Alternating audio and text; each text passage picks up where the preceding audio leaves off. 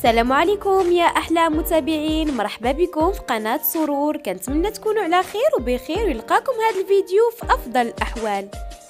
غنقدم لكم اليوم حلقه الاثنين، حلقه 119 من مسلسلنا الرائع والشيق رهينة الحب، قبل عرضه على دوزيم. كما العاده غادي تكون حلقه مشوقه مليئه بالاحداث، فتابعوا معايا الاخير. اهم حدث في الحلقه ظهور شخصية جديدة في المسلسل، مغنية مشهورة رانغولي غادي تجي في المكان ديال جايان، أو نقولوا أكثر منه شر. البداية مع بانتي غادي تمشي مع أهان لواحد المكان وغادي يعرض عليها الزواج. كيف ما شفنا في الحلقة السابقة، أهان حاول عدة مرات يطلب من بانتي الزواج بطرق مختلفة وما كانش كتقبل. بانتي غادي تشوف واحد السيارة غادي تجمعوا عليها بزاف ديال الناس، غادي تكون فيها مغنية مشهورة، وكانوا الناس مجموعين عليها كيطلبوا منها التوقيع. بانتي غادي تبقى تشوف فيها، غادي تأثر وغتبدا تبكي. غادي يجي اهان غيقول بانتي اشنو واقع، علاش نتي متوتره هكا؟ انا اللي خاصني نكون في هاد الحاله اللي فيها نتي لانك رفضتي الزواج مني. غتقول اهان انا قابله الزواج منك، ولكن كيف ما كتشوف هاد البنت مشهوره وانا ما خديتش الفرصه ديالي. غيقول ليها دابا ما تفكري في حتى شي حاجه، محضر ليك واحد المفاجاه. اهان غادي ياخد بانتي لواحد المبنى وغادي يقول ليها غمضي عينيك، ما غاديش تبغي، لكن اهان هو اللي غادي يغمض ليها عينيها وغادي يدخلوا لواحد الشقه. اهان غيقول بانتي كيفاش جاتك المفاجاه؟ انا بغيت نحقق ليك الحلم القديم ديالك، عاد نشوفوا الاحلام الجديده. غتقول ليه بانتي واش انت عقلتي على الاحلام ديالي كاملين؟ غيقول ليها بطبيعه الحال عقل على كل شيء. غادي يجي صاحب ملكيه الشقه اللي كان اهان غادي يوقع معاه العقد وغادي يعتذر منه. غيقول ليه اسمح لي بزاف، هاد الشقه ما بقاتش للبيع، واحد المغنيه مشهوره شراتها. اهان غيقول ليه انا اللي عطيتك التسبيق واتفقنا اليوم نديروا العقد. غيقول ليه اسمح لي بزاف، لكن صاحب المبنى بنفسه وقع العقد مع المغنيه. غيعتذر منه مره اخرى وغيقول ليه عفاك قبل ما تمشي خلي لي المفتاح. اهان غادي يعتذر من بانتي وغيقول لها سمحي لي كنت باغي نحقق ليك هذا الحلم. غتقول ليه ما كاين حتى شي مشكل، غتجي شي فرصه اخرى. اهان غيقول بانتي عرفتي اشنو الفرق؟ ديك البنت فنانه مشهوره، وانا لو كنت فنان مشهور كانوا غادي يتعاملوا معايا بنفس الطريقه. كان وعدك ابانتي غادي نولي فنان مشهور والناس غادي يبداو يقلبوا عليا باش يسلموا عليا، داك الساعه اللي بغيتيها غادي نديرها.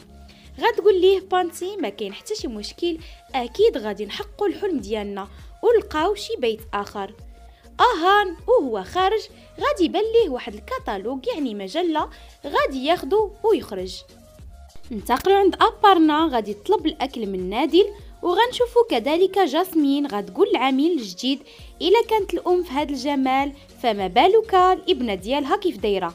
ابارنا غادي تشوف انيتا جالسه وداك الشخص كيشد ليها ايديها وكيتبسل عليها. انيتا ما غاديش يعجبها الوضع، غادي تحيد ليه ايديه وغيقول جاسمين الا كانت الام في هذا الجمال علاش ما ناخذوهاش وما نشريوهاش هي. ابارنا غادي تشوف انيتا كيفاش كيتعامل معاها داك الشخص وغتقول هي ولات من العائله ديالنا وخاصها تحافظ على الصوره ديالنا والاسم العائلي ديالنا، ودابا شوفوا اشنو كدير. انيتا غادي تبغي تطلب الاكل وغتشوف ابارنا شافتها مع جاسمين، غادي تقول جاسمين انا غادي نمشي بحالي. غتقول لها جاسمين واش انتي شاربه شي حاجه؟ كيفاش غادي تمشي وغتخلي المشتري بوحدو؟ غتقول لها انيتا انا ما بقيتش كنبيع بناتي، انا غادي نوقف على السعاده ديالهم وما بغيت حتى شي علاقه تجمع بيني وبينك اولا بشي زبون جديد. ابارنا غتقول الصديقات ديالها واش ممكن نغيروا المكان؟ غادي يقولوا ليها لا. وحده من الصديقات ديالها غتقول ليها كيف دايره ريتشا؟ غتقول ليها ابارنا بخير غنبلغها سلامك. وغتقول ليها العجب كل كنا عندكم في شكل، مثلا ريتشا الاب ديالها رئيس مركز الشرطه، والكنه الثانيه يعني جديده العائله ديالها معروفه كيف دايره. وغيشوفوا انيتا وغيقولوا ليها شوفي واش هذيك ماشي الام ديال بانتي، شوفي مع من جالسه، دوك الناس مشبوهين وكيفاش تجرأت وجلست معاهم في المطعم اللي هو عام، واش ما كتحشمش؟ وحنا عارفين السمعة ديالها خايبة. أبارنا ما غاديش يعجبها الحال بتاتا، وغادي تبقى تشوف انيتا وغتخرج من المطعم معصبه بزاف. غتبعها انيتا اللي غتقول لها جاسمين واش شفتي كيفاش عملاتك؟ ياك انتي عيتي ما تطلبي منها ترجع وهي مشات وخلاتك. واش هادو هما الناس اللي غادي يعتنيو بيك؟ خاصك تعرفي بان الناس اللي محترمين ما كيقبلوناش وسطهم. انيتا غتقول لجاسمين كلام كله صحيح، الناس المحترمين ما كيقبلوش وحده بحالك تكون وسطهم. انا من اليوم قررت نتغير وغادي نعيش على قبل بناتي فقط، وعافاك ما تبقايش تصلي بالرقم ديالي، وإلا شفتيني ما تسلميش عليا. انتقلوا عند فيكرام، غادي يمشي للشركه، الموظفين غادي يرحبوا به، غادي يدخل المكتب وغادي يبقى يشوف في الكرسي ديال الاب ديالو، وغيتذكر اللحظات اللي عاشها معاهم وسط العائله ديالو منين كانوا فرحانين. غادي يدخل مناف وغادي يدخلوا الموظفين غيقولوا ليه واش مستعد نديروا اول اجتماع، غيقول لهم مرحبا. مناف غادي يقدم فيكرام للموظفين، ومن بعد الموظفين غادي يقولوا لفيكرام السنه الاخيره نزلت الاسهم ديال الشركه ديالنا بزاف، شنو تقترح نديرو؟ فيكرام ما غاديش يعرف يجاوب. مناف هو اللي غادي يجاوب، غيقول لهم حنا غادي نرجعوا كيف ما كنا في الاول، الرقم الاول في السوق، وهذا الشيء غادي يكون باستراتيجيه وبالتدريج، وغنتبعوا واحد الخطه بشويه حتى نوصلوا للاهداف ديالنا. كلام مناف غادي يعجب الموظفين بزاف وغادي يقنعهم. فيكرام غادي يشكر مناف وغادي ينسحبوا من المكتب. فيكرام غادي يبقى بوحدو في المكتب. في المساء غادي نشوفوا فيكرام ومناف غادي يرجعوا من العمل. ريتشا غادي تطلب من فيكرام باش يديها المستشفى، وهي كتكلم معاه غادي تحس بواحد الوجع، غتمشي كتجري عندها أبارنا وغتقول ليها ياك لاباس. ريتشا غتقول أبارنا إلا ما بغاش يمشي معايا انا غادي نمشي بوحدي.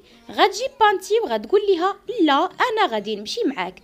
اهان غادي يهضر مع فيكرام، غيغوت عليه وغيقول ليه خاصك تعرف ريتشا هي الزوجه ديالك وهي مسؤوله عليك وخاصك تمشي معاها المستشفى. فيكرام غادي يقول اهان ما تدخلش، انا عارف المسؤوليه ديالي وكيفاش نتعامل مع الزوجه ديالي. فيكرام غادي يقول لهم نتوما عارفين ان الام ديالي قبل ما تسافر خلات لي مسؤوليه الشركه، يعني عندي عمل وخاصني نتعلم بزاف ديال الحوايج باش نفيد الشركه وترجع توقف كيف ما كانت في الاول. ابارنا غتقول ليه حتى ريتشا خاصك تحمل المسؤوليه ديالها. مناف غادي يقول لهم وغيدافع على فيكرام وقفوا عليا هاد المناقشات.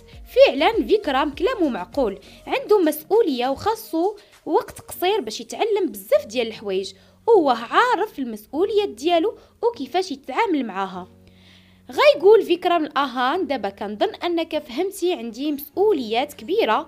غيقول ليه اهان فهمنا المسؤوليه ديالك كبيره، ولكن ما تهملش حياتك الشخصيه على قبل حياتك العمليه. ومن بعد غادي نشوفوا العائله وفيكرام غادي ينظموا واحد المؤتمر صحفي في القصر ديالهم، وغنشوفوا الصحافه غتكلم مع فيكرام، وغادي يبقى يشوف بورفا فاش غادي تدخل مع العائله ديالها. ابارنا غادي تمشي تسلم عليهم، وكايرا غتقول مونتي كنتمنى هادي مره اخرى ما ديرش لينا شي دراما. بورفا غادي تسلم على ريتشا وكايرا وما غاديش تكلم مع مونتي ولا تسلم عليه. مونتي غادي يتقلق وغيقول هادي ما قالت لي حتى شي كلمه وما شافتش فيا كاع. مناف غادي يقدم فيكرام كرئيس الشركه جديد وغادي يشكرو بزاف. غيقول لهم فيكرام من اول يوم العمل ديالو في الشركه قدر يبعد الشك على الموظفين. فيكرام غادي يجاوب على جميع الاسئله بطريقه ذكيه، وغادي يسولو على اعتقال الاب ديالو. غيقول لهم هادشي شخصي، والحاجه الوحيده اللي ممكن نقول لكم ان الاب ديالي كان راجل اعمال عاطل، وغادي نحاول نستافد من الخبره ديالو. غيبان اهان اللي غادي ياخذ الاضواء على فيكرام، وما غادي يبقاوش الصحافه كيتكلموا مع فيكرام. غادي تصور اهان مع فيكرام، من بعد الصحافه غادي تطلب من فيكرام باش يرجع اللور باش يصوروا فقط اهان. فيكرام في هاد اللحظه ما غاديش يعجبو الحال، وغيقول فعلا كلام الاب ديالي كان صحيح، الى اهان دخل الشركه النجاح ديالي غادي يوقف. الصحفيين غادي يسولوا اهان على الجديد ديالو، غيقول لهم ما نقدرش نقول لكم الوقت، لكن انتظروا البون اللي غيكون زوين بزاف كيف ما ديما. وحده من الصحافه غادي تسول فيكرام وغتقول ليه انت غادي تعاونوا اهان. غيقول لهم فيكرام قريب غادي نقدم اهان كوجه جديد في الشركه، وكذلك غادي نقدم ليه الالبوم الجديد ديالو. من بعد غادي نشوفوا اهان وبانتي واوداي في واحد المطعم كيكملوا الاحتفال ديالهم في واحد المطعم ليلي. اهان غادي يبقى يضحك على بانتي، غيقول ليها كتشربي الماء بواحد الطريقه كانك كتشربي المشروب. غتقول ليه الصحبه الجيده خاصني نمثل انني كندير بحالكم. غادي يدوزوا وقت زوين بزاف وهما فرحانين. من بعد بانتي غادي تقدم لاهان واحد الهديه اللي غادي تعجب اهان بزاف. غادي يشكرها وغادي يقرا داك الكلام اللي كتبات ليه. من بعد غادي يقول لها بانتي انا كنبغيك بزاف. انتقلوا عند ريتشا، غادي يوصلها اتصال في وسط الحفل من عند الطبيب ديالها، غايقول لها سمحي لي بزاف ولكن غادي تواجهي بزاف ديال المشاكل بخصوص الحمل ديالك والطفل. غتمشي عند فيكرام وغتقول ليه بغيت نتكلم معاك، غايقول لها انا مشغول بزاف. هنا ريتشا غادي تفقد الاعصاب ديالها وغادي تغوت بالجهد. غتقول ليه الموضوع اللي بغيت نهضر معاك فيه مهم كيخصنا بجوج. فيكرام غادي يعتذر من الصحافه ومن الناس اللي بقاو كيشوفوا فيهم وغايقول لهم هذه هي الحياه الزوجيه. غادي نمشي دقيقه نحل الامور ديالي مع الزوجه ديالي ومن بعد نتكلموا. فيكرام غادي يجر ريتشا لواحد المكان في البيت وغايقول لها اش هاد الشو درتي ليا؟ قبل الزواج كنتي كديري ليا بحال هكا ودابا عاودتي تعامل بنفس الطريقه. غتقول ليه حنا ما يمكنش لينا نكونوا اب وام. غايقول ليها ما فهمتش. غتقول ليه الدكتور قال ليا كاين شي مشكل. غيشدها من ايديها وغايقول ليها اكيد المشكل ما غاديش يكون مني. غتقول ليه كتقصد المشكل مني انا؟ فعلا الاب ديالي قال ليا بانك انت كتفكر غير في راسك وانا ما بقيتش محتاجاك، ويوم تفكر فيا عاد ممكن نكونوا اب وام. هاد الكلام اللي دار ما بين فيكرام وريتشا غادي تكون سمعاتو بورفا اللي كانت واقفه وكتشوف فيهم. انتقلوا عند انيتا، كانت فرحانه بزاف كيصوروها الصحفيين وغادي يقولوا لها بعض المدعوين انها هي الممثله المفضله عندهم. واحد من دوك المدعوين غادي يبغي يتصور معها سيلفي، لكن غادي تجي الزوجه ديالو وغادي تجرو من ايديه وغتغوت عليه. غتقول ليه انت ما عرفتيش هادي شكون. وغتقول انيتا انتي الا بغيتي تبقاي في هاد البيت ومع هاد العائله وتضمني الاحترام ديال العائله خاصك تغيري. ننتقلوا عند اهان وبانتي واوداي. اوداي غادي يقول اهان اخيرا بانت المغنيه المشهوره ملكه الاحساس رانغولي راي. غادي تطلع الخشبه بكل ثقه وغادي تأدي الاغنيه ديالها، وهذه شخصيه جديده غادي يكون اول ظهور رانغولي راي اللي غتكون في مكان جايان في الشر في الحلقات القادمه. كان هذا اخر مشهد من حلقه اليوم، كنتمنى ينال اعجابكم ونتلاقاو ان شاء الله في الحلقه القادمه. الى عجبكم الفيديو ما تبخلوش عليا باللايك ديالكم. الى كنتو مازال ما اشتركتوش في القناه دخلوا دابا اشتركوا فيها وما تنسوش تفعلوا الجرس باش توصلوا بالحلقات المقبله. شكرا لكم على المتابعه، دمتم في رعايه الله وحفظه وكنتمنى لكم فرجه ممتعه.